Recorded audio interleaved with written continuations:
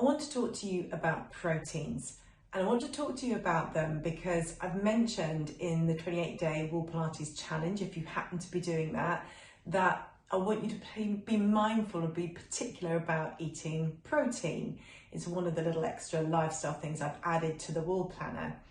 But I need to explain to you why, because I don't know about you, but I get a bit fed up being told you've got to eat more protein, you've got to strength train. Why? Why do you have to do these things? Really, why are they so important? Why is everyone banging on about them? So I want to really try to explain that. Now, I'm not coming from a nutritionist, dietitian's point of view here. I want to explain it from a muscle makeup perspective. That's what I do. So I'm not a dietitian, however, I am going to tag some of my lovely dietitian friends into this post if it's on Instagram, if you see some of this. And I will also make sure that there is lots of information on my website and through my channels on how to get more protein in your diet. I have got various different sources of protein here, and I want you to check out some of these sources. So obviously we've got the ones that you would typically think of as being sources of protein, which is your fish, your chicken, and some eggs here. We've got some pulses, some beans. We've got some nuts here, got some cheese, some yogurt, some seeds, lentils, but I've also got here some rice, and these are all from my cupboards, by the way, and this is some oats, which people are demonising oats, and I don't want to demonise them because oats are actually a really good source of protein. They are about 10%, 11% protein, so for every 100 grams, you get around 11 grams of protein in oats. So you know, it's protein is in different types of sources. And if you think of oats as being about 11% protein, something like this chicken breast here is actually about just over 30% protein. So there's a lot more protein in that. And similarly with the fish is more like 20, 25, 26, 27% protein in that fish there. So the level of protein in different foods is going to vary. And we need to just make sure that we are eating protein with every single meal. If you think of this chicken breast here, chicken breasts are usually over 100 grams, but let's just say it's a very small chicken breast, it's about 100 grams. Well, that would be about 30 grams of protein to every 100 grams. It's 30 grams of protein in a breast of chicken. So that would be your protein per meal, because you need to be having approximately that for every meal.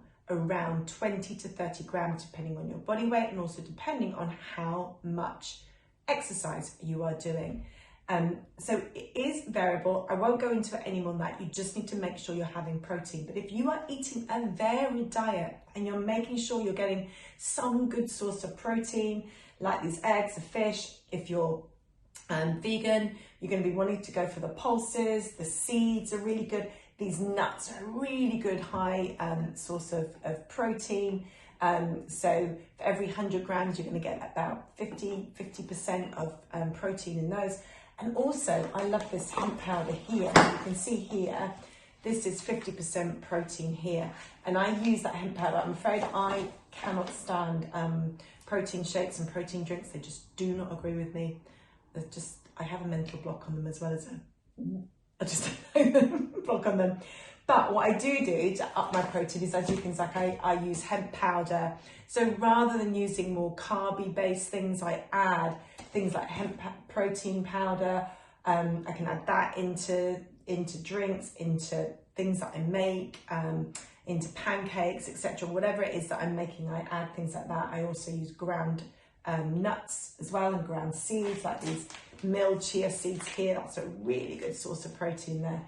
So, and also good other nutrients and things like that as well. So there's lots of different ways that we can get our protein in. I've done loads of interviews with dietitians on my Instagram feed, and there's also some in my YouTube channel as well. So just go back through my feed and have a look, and you'll see some of those chats that I've had. I've had chats also purely specifically about protein, so lots of information on there. So you need to eat protein, but why? Why do we need to eat protein, and why do we need to strength train? Well, when you strength train, you create metabolic changes in your muscles. Your muscles are primarily made up of protein.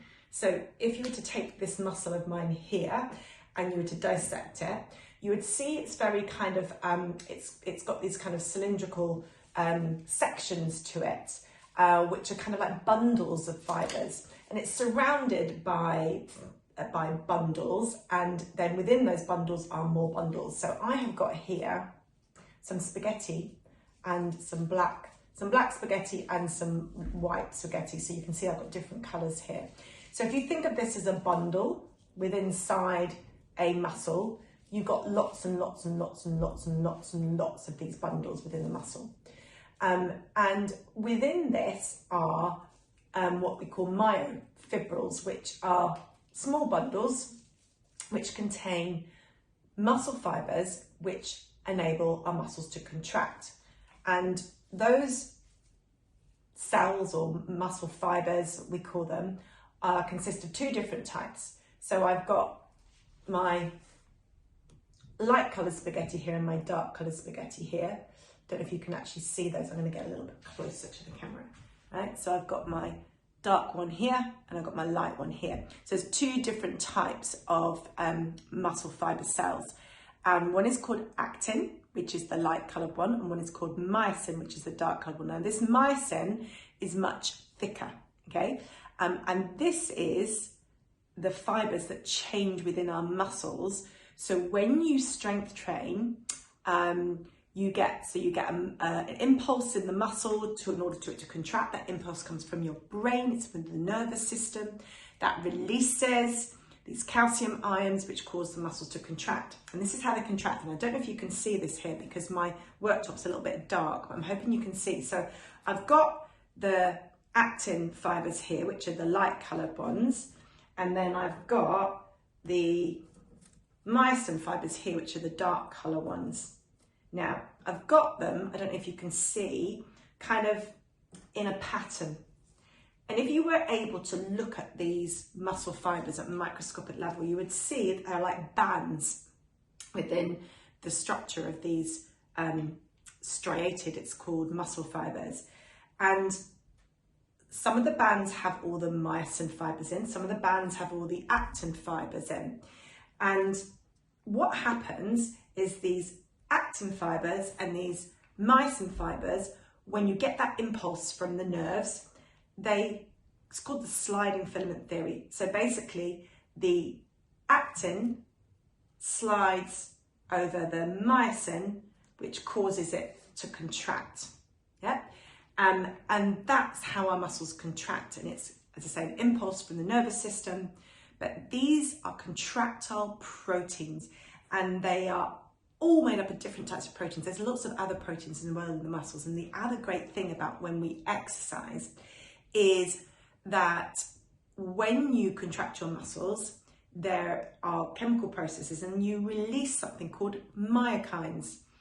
And there's one called IL-6, which is a really important one. Now, IL-6 can be seen as a negative one, but when your muscles contract and you produce IL-6, it is an anti-inflammatory.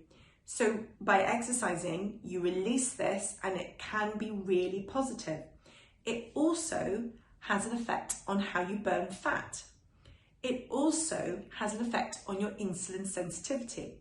So when your muscles contract, and they contract strongly, and when you have more and more of these muscle fibers, they can contract even more and they become more metabolically active, and they're able to do some amazing things for you. So it's not just, the muscles are now not seen as just enabling us to move, which is obviously what we think of them as doing. They can do all these other things as well. And we know that some of what's released when your muscles contract, particularly when we do things like strength training, is something which actually helps to grow our brains. So we know that it affects different organs in the body. So that's why this is so, so, so important that you do your strength training and you do work to your muscles. Now, any kind of activity is going to work the muscles. Yeah, just me moving around here is working my muscles. I'm contracting my muscles. But obviously, the more you do that and the more load you put on the muscles, the more effective it is, and the more of these myokines that can be released and other energy transfer processes which help us to make our bodies more efficient, but it also protects us. It's immune boosting. It really helps us in so many different ways. And one thing that I want to really discuss, and I'm not going to do it here, but I will do that because that's another video, it's another blog post, is also talk about how important that muscle contraction is to anyone that's had cancer or wants to lower the risk of cancer, and why exercise is such an important way for lowering your risk of getting cancer as well. So there's so many good reasons to move your muscles, but to move them with strength, because we know there's lots of research to tell us that there are so many more benefits. But in order for your muscles to do this, you have to be eating the protein. As we get older, we lose our muscle mass. So you have something called protein synthesis.